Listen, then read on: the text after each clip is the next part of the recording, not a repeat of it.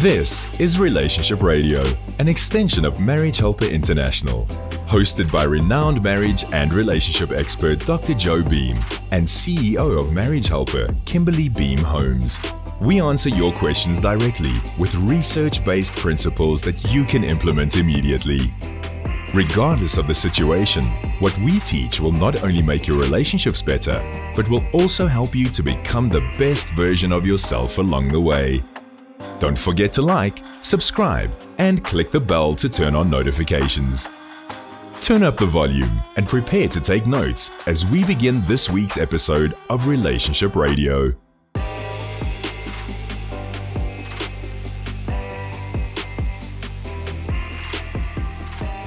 So what do you do?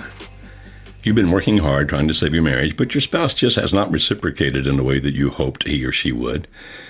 Maybe they haven't moved back towards you at all. Maybe they're involved with somebody else and they're still doing it. Or maybe they came home, but they're still talking to the other person. Or if it was not infidelity, some other reason, they get back home and you find out that he or she is moving back toward being that same controlling person he or she used to be. Or they're back into the pornography that was the big problem, or gambling, or whatever it might have been. Is there ever a time when you finally just say, that's it? I am done with this. I'm going to get an attorney. I'm going to divorce you. Now, people will have different views on that based on their religious beliefs. Like, my religion says I should do this. They'll have different views on that based on their own individual private morality, like what I believe is right and wrong, not necessarily what my church thinks, but what I think. Also, it can be affected by whether or not you think it's going to do something to your kids. There's all kinds of factors here.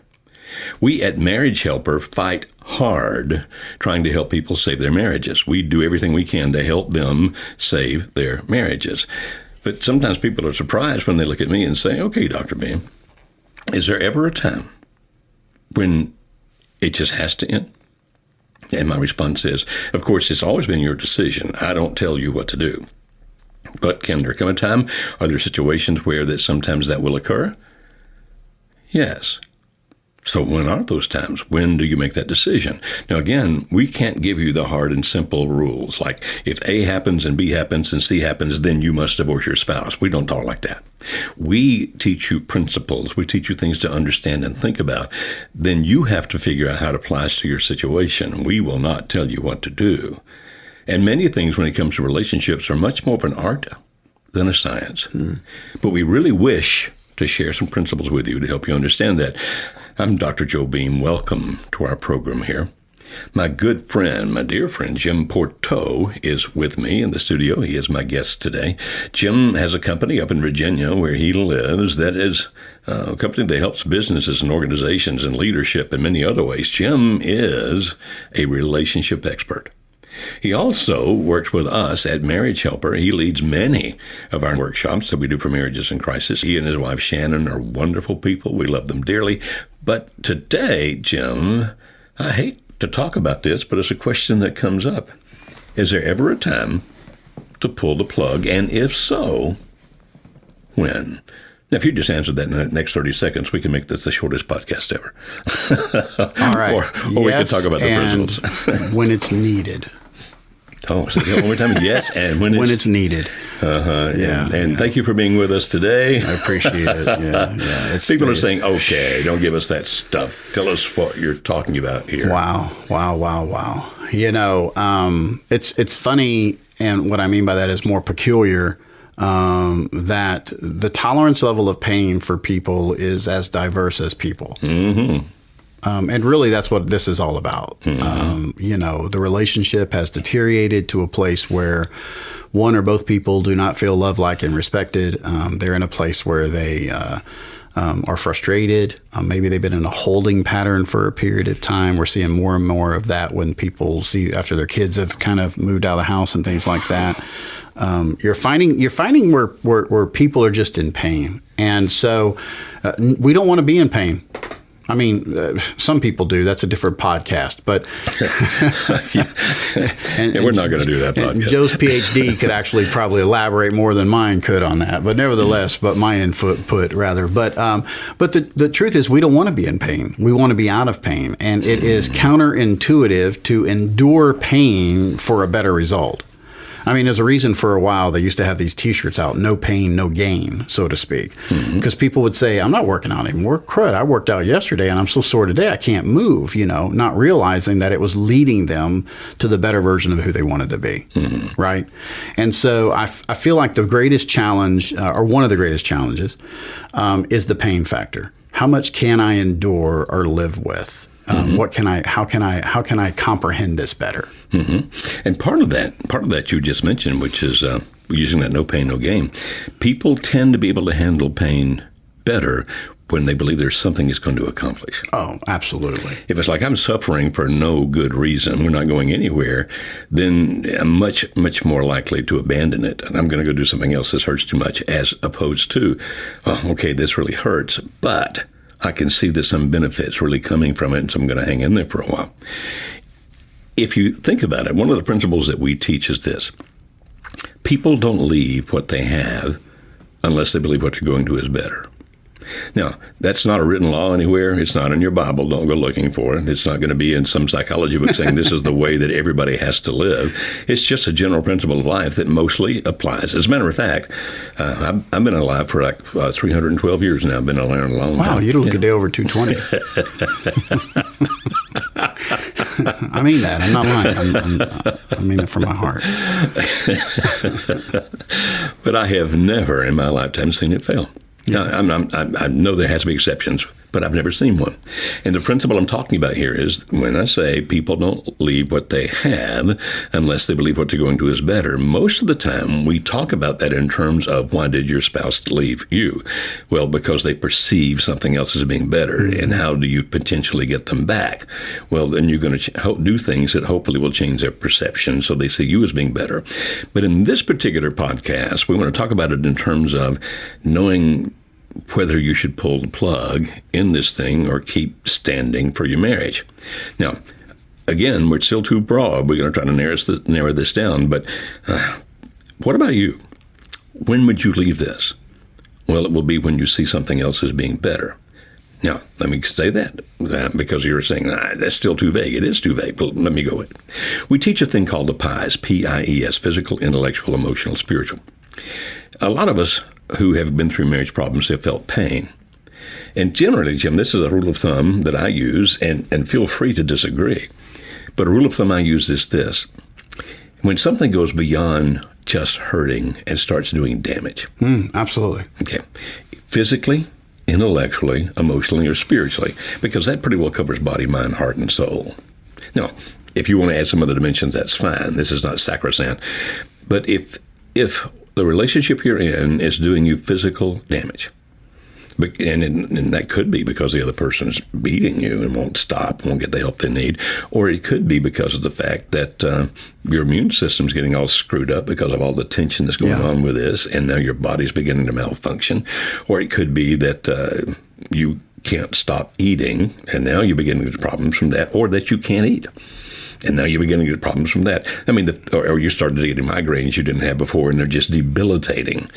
So I say, okay, one thing to look at is it causing you physical damage? And then intellectual, meaning your mind, the way you think. Is this affecting you to the point where you really can't function well in life? You can't hold a job. You can't have a conversation. And I don't mean you can't have any conversations, but it bothers you so much that intellectually you find yourself malfunctioning. Same with emotional, like you find yourself not physically, but emotionally distressed, like depression or ultra anxiety or many panic attacks, one after another or another. Spiritually, is it affecting you in your relationship about what you believe? Are your beliefs changing in a way that's not good? Therefore affecting your morals, what you believe that people should live by, so that now you find yourself out drinking and carousing, and so you're being spiritually damaged. Now, in this sense, the pies and the damage, you look at three different areas. Number one is you. You're important.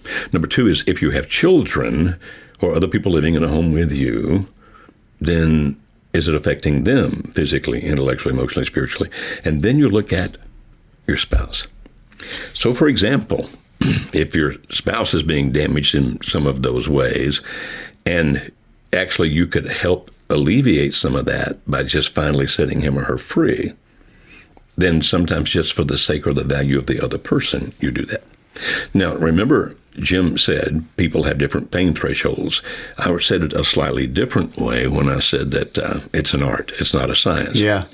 But when we start looking at these situations going, okay, when do you pull the plug? This criteria I just gave, if you decided you wanted to use that, is, okay, that's when I decide, using those things, I decide it's better, that what I would go to is better than what I have. And that sometimes means just ending this so that I don't have any more damage.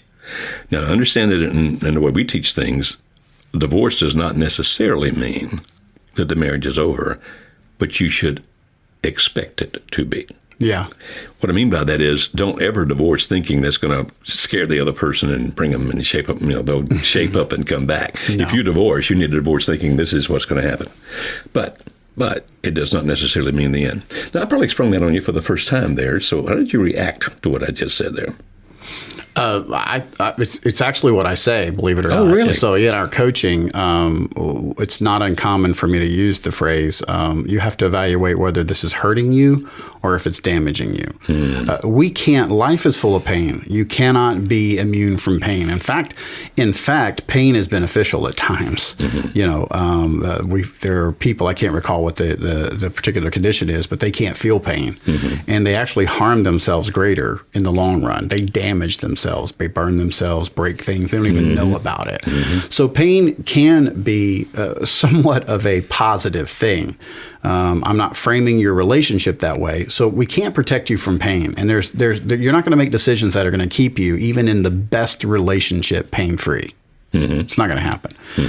What we are trying to do, though, is be careful about the damage part. And that damage part is the long-lasting effect of it. I talk to people often who say, "Well, she and I fight so much that we're going to divorce because it's hurting our kids." And so one of the things, and that's just one example. So one of the things I try to say is I want to relate it to a physical thing that happened with me, if I could share. A number of years ago, I was suffering with this pain that went through my chest. It was like from my back to the front of my sternum. And it would be a really deep muscle type pain. It was when I was driving a car or sitting a certain way. And then I began to notice that my right arm at times would begin to go numb. I didn't know what it was, and so I went to my doctor and thought maybe I'd pulled something, and they did tests, and they said, well, it's not your heart, it's not these kind of things. We're going to send you to a neurologist. And so when I went to the neurologist, they did an MRI and noticed that my C5, 6, and 7, the discs that were in between those, were compressed, and they were pushing against my spinal cord. And in the pushing against the spinal cord, the numbness and the radiating pain was a result of that. So the numbness in my arm and the pain in my chest was a result of that. So he said, well, let's do some physical therapy. I said, well, I want to get rid of the pain. He goes, well, it's not going to go away right away, but that's the first step in doing it. So as we did the physical therapy, it didn't work. His next response to me was, we need to do surgery. So I said, well, what does that look like? He said, well, we're going to cut through the front of your neck, which, by the way, was confusing since the spinal cord and vertebrae were in the back. I thought, that's kind of the long way, isn't it? You need a map. I can help you. I can help you with this. But he said, we're going to cut through your neck, move your trachea, your windpipe on the side, and then we're going to go in there and pull that disc out. And we're going to do, and he described this surgery to me, and I thought to myself, Joe, I said, this guy, get away from me. You're not touching me. That sounds terrible. This is a major surgery. He said, well, here's what you need to decide. Right now, your body is reacting to the situation. And you know what? For a period of time, you're going to be okay. At some point, though, that will become damage. Right now, if we do the surgery with some rehabilitation stuff, you'll get your feeling back and that pain that's in your chest will go away. But at some point, if you don't address this problem, even if we address it later, the damage will still be there. I never forgot that. And when it comes to relationship type damage, I will often tell people that you really got to start looking at yourself of what's happening over a period of time.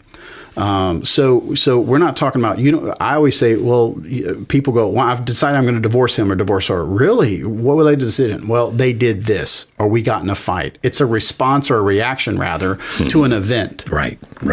And that's seldom. I'm not going to say never, But that's seldom a good reason to do that. It may be the straw that breaks the camel's back, but it's seldom a good reason to make that decision there. Most of those people go back. Most of those people go, oh, I shouldn't have done that, shouldn't have said that, because it really wasn't how they felt. It was a response, a reaction to the pain. Does that make sense? Yeah, I'm with you. And so we don't want to react to an event or to a situation. What we want to do is step back from that. The pain is going to be there no matter what. Even if you say we're divorced, it's not like you sign the papers or you file and the pain goes away. Yeah, exactly. It doesn't. And so you're going to step back and look at it. What's happened to me over a period of time? Am I becoming bitter? Why am I becoming bitter? Am I becoming apathetic where I just don't care anymore? I'll often tell clients, if next week you start feeling like I'm done with this, you've been standing for as long as you can and you just get done, you feel like you're being damaged that way, feelings are going away, you're becoming bitter, you find yourself starting to find ways to bring pain into their life. You see yourself communicating to your kids or different things are happening like that. It's not the quick thing. I'm going to evaluate it for a period of time. And you see that happening. Look and see if you still feel that way consistently. Right. Over the next month, 2 months. Remember, it's okay to go a little slower there. Yes. Sometimes it's much wiser to go a little slower there. Yes, sir. Absolutely. And so not reacting to those things. So it may come to the same conclusion. It may. So on Tuesday, I'm divorcing her or him. And then a month and a half or 2 months later, you go, I'm still divorcing them. But at least you considered what was there. Right. For instance, there's a big difference between absolute joy and fulfillment in a relationship. There's more than the choice of joy and fulfillment and divorce. Yeah, there's some things in between. There's a couple things you can do in the middle. But the funny part, Joe, is so many people I miss that point. It's like, you know what? We're at the place and we're fighting or we're here, so we're just going to get a divorce. And I'm like, there's a couple of steps in between that, right? I'm glad the surgeon didn't cut my head off. That would have taken care of the numbness and the pain. Of course, I'd have been dead. And so the point of that is, you can look at things. We can help you with that as coaches, but even if you step back in yourself, there are ways that you can change interaction with one another that gives the space needed to evaluate on both ends, both sides. And I agree. That's important. Right. And so this thing that Jim was saying about reacting to an event, which it really is, it's a reaction. There's a principle that written in a book by Susie Welch. It's called 10-10-10. And in 10-10-10, she says, before you make any decision, think about what you'll think about this in 10 days, 10 months, and 10 years. And there are some people that if they really thought it through, if they took their time, they'd realize that what they're going to be thinking about this in 10 months is very different than they'll be thinking about it now, or even possibly in 10 days. Oh, yeah. So, for example, if you're, let's say you're 65 years old and you're not famous and you're not rich and you live in a very small town and your husband does something really stupid. Let's say he has a one-night stand with somebody, and which is just totally wrong, and you can divorce him if you wish. But if we're looking at the difference between hurting and damage, okay, I'm hurting a lot and I want to hurt you back. Trying to hurt another person back typically doesn't work out well for you. But if you think 10-10-10, you think, okay, I'm 65 years old, I'm overweight, I'm not rich, I'm not famous, I live in a small town. It may be that in 10 months I want to have a companion, and my husband is begging me to forgive him. So maybe here the best decision is not to divorce him over this event. I'm really hurt, no doubt about it, but I'm not damaged long term in the sense that I'm going to be physically, intellectually, emotionally, spiritually damaged that I can't get well from. And so the decision there could be wiser to say, you did a terrible thing and we got to work through some stuff, but I'm not going to divorce you for it, even though she could if she wished. Sure. So if you look at the terms, and the thing that Jim mentioned about the kids, if it's damaging the kids, then maybe the divorce is what you should do. But you need to also consider 10-10-10 on what kind of damage may happen to the kids if you divorce. Oh, man. So if the kids, for example, if let's say the husband's beating the kids, okay, I get that. We're going to get you away from there. We're going to divorce you because I'm not going to have my kids beat up. I'm not going to let that happen. All right. But let's say the kids are upset because you're fighting right now. I get it. You say, wouldn't that be damaging them? And yes. But will it damage them more if you wind up divorced, living apart, and a year from now, Daddy has little to nothing to do with them at all, because the statistics in America is after 1 year after divorce, 25% of American fathers have little to nothing to do with their kids. So if you were, as Jim said, there are things in between. Okay, our fighting is hurting the kids. Okay, get some help. Yeah, it's not an either or. Exactly. You know, Joe, people are like, well, we fight like cats and dogs. We're terrible, and our kids shouldn't see this. And they'll tell me this. In the workshop, people will tell me. And I say, you're absolutely right. They shouldn't see that. Amen. You're right. Yeah, I agree with you. So, so the best thing we can do is divorce. And I can almost hear the game show buzzer. No. How about quit being mean to each other? Yes. I mean, quit fighting like that. There is a way to fight with respect. There's a way to disagree with respect. There's a way to work with each other. People do it all over the place. Basically, it isn't an either or. No. It's a decision to build something new and different and teach our kids how to have conflict and teach our kids how to show respect. There are two things we do in life. We have kids and we get married, and we have no prep except for whatever demonstration we saw around us prior to it. That's problematic. It definitely problematic. But to follow with what Jim's saying, because this is very insightful, figure out how not to fight in front of the kids and do this damage. And then what have you taught the kids? People sometimes don't get along, but they figure out how to solve their problems and be decent to each other. Whereas you fight and then you divorce because you think, well, that's better for the kids. And the kids are thinking, oh, what I learned about life is if you can't get along, you just move on to somebody else. Right. That's why we know that statistically, and it's not my research, there's ample research from many universities on this, that kids whose parents divorce have a much less commitment to marriage. Oh, yeah. Because it's like I learned early, or I learned somewhere in my childhood, that if you don't get along with each other, you don't try to solve it, you just go someplace else. And so you start looking at that going, okay, if we're thinking about the damage to the kids, think 10, 10, 10. 10 days, 10 months, 10 years. And for the kids, sometimes it's 30 years, 40 years. So if you back all this up, you say, what are you saying? We're saying that sometimes you do. Oh, yeah. And can I be clear one thing? Probably one of the more common excuses that I'm given of that we just got to get the divorce is about the kids. And many times they're younger. And what I hear from them is my therapist told me or someone told me that kids are resilient. And they are. So my brother had a baby. He and his wife, rather, she had the baby. He just was he was involved in I think he was. Yeah. So and Ethan is just a great. I mean, he's like his Uncle Jimmy. He's really smart and good looking. We're both short. Good. Nevertheless, he and I were playing, and I knocked him off the couch. He literally bounced off the table on his head, rolled across the room, and then stood back up. And I thought if that was me, I'd be in traction for about a week, right? He's resilient. He bounced up. They're resilient when it comes to that kind of stuff. The research, though, says that's not the truth when it comes to divorce. Now, I'm not here to argue with you, okay? And when you get a podcast and you have the mic, you can say what you want. But the truth is that is not a fact. The fact that you're seeing is that the younger, we talk about neuroplasticity, we talk about plasticity and things that happen in the mind and how the mind develops. When you think about that, they're actually in a more vulnerable state. That's right. At that point. And so when the younger the kids and the divorce happening in that time actually plants the seed and the possible predisposition to the inability to create intimate relationship. Exactly. And so think about it this way. If you decided to start smoking cigarettes, secondhand smoke with your kid, then you read the research, and I don't know what the numbers are, so I'm going to make these up. That gives the kid a 10% chance he's going to get lung cancer just breathing your smoke. If you love your kid, then you're not going to smoke around the kid. Oh yeah, right? People are just like, no, I'm not smoking. But if we say the same research, or not the same research, but if we show you research done by many different universities, not just in America, but around the world, we'll stick with American because that's our culture, and they say, you just increased by about 40% the likelihood that your child's going to want a divorce someday if you do this. And you go, no, they're resilient, they'll be fine.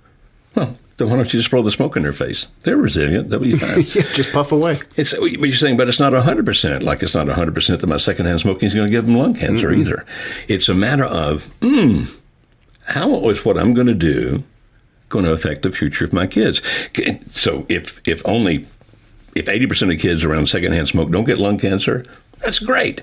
But that doesn't give you the reason then to start smoking in front of the kids. No. And what we're saying is give it a chance. Exactly. What's the harm in doing that, Joe? What's the harm in saying, you know what, we do suck at fighting. Mm-hmm. So let's find the help we need. So let's fix this. Let's figure out how to make it work. But even as we say this, I'm admitting and agreeing that sometimes you have to divorce to protect the kids. Yeah. This idiot's beating my kid. Oh, later. Okay. There was a famous case here in Tennessee a few years ago where that a minister's wife shot her husband. Okay. And she went on trial for murder. And as they went through the all the things that had happened, one of the things that stood out to me in all that testimony was the fact that when he would get upset with the baby's crying, he would place his hand over the baby's nose and mouth so the baby couldn't breathe. Oh, and when finally the baby just quit crying because now the baby's beginning to lose functioning, he'd let the child breathe again. Okay? Now, I'm not condoning murder. Okay, no. Don't misunderstand. And she didn't do it while he was doing that. She actually walked in behind him one day and shot him with a shotgun and she killed him. Now, I can't even tell you if her testimony was true or not.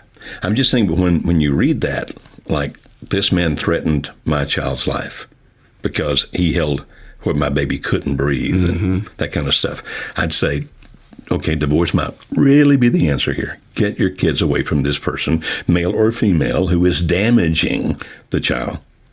But what Jim said, and it's a valid point, is let's compare all these damages. Which does more damage?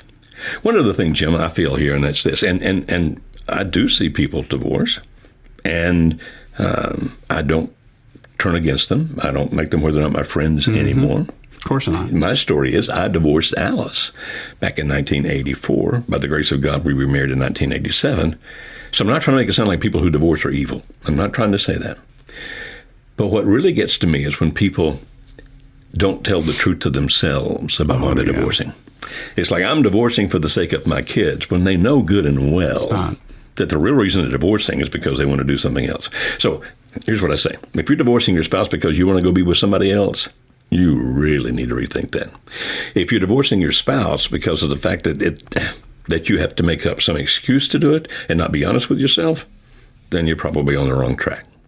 So our bottom line here is, okay, is it really going to be better than what you have? Is it really going to be better than what you have? And if you're not sure about that, consult some people who will help you think it through, who are not people that are just on your side no matter what. Yeah, that's good. So we talked about resisting making that decision that's event related, connected to an event. You've heard us either read or heard via podcast or things that we've taught that, we try to say stay in the house as much as possible, stay together. But if you do find the need to separate, that is a next step that can occur. Of course, that complicates things when it comes to trust and just a number of other issues. Here's the thing, watch. And if separation comes into it, then, and you're saying, I want to see what happens. Well, watch. Then make the commitment that you will not even entertain a conversation with someone of the other sex, of the opposite sex. So because remember, you're in a hurt, vulnerable place. You leave that relationship, there's going to be a certain amount of relief that will be there. In 10 minutes, I feel pretty good. In 10 days, I feel pretty good. Yep. And then someone comes along and is kind to us and accepting to us, and we begin to build attachment for them. The chances of reconciliation begin to deteriorate. Even the separation deteriorates. Oh, of course it does. Because of the fact, as you said, you get some relief. Yeah. Now, is it sometimes necessary to separate? The answer is yes, it is. But what we're trying to say is, it's not the first option. No. Separation is not the first option. Divorce is not the first option. Consider the other things. Sometimes, is it going to happen? Yeah, sometimes it is. But I think that you do better in life when you know I did as much of the right thing as I could. So you feel better like I didn't sabotage this. Oh, without a doubt. And we hear that. Hey, we came to the workshop because I wanted to say I've done everything I could do. And, I'd just like to personally say this too, if you're listening today, if you're at a place where you're going, I'm really contemplating divorce, I want to encourage you to give our office a call and talk to one of our coaches. Again, this isn't going to be life-changing for us. This can be life-changing for you. Why, Jim?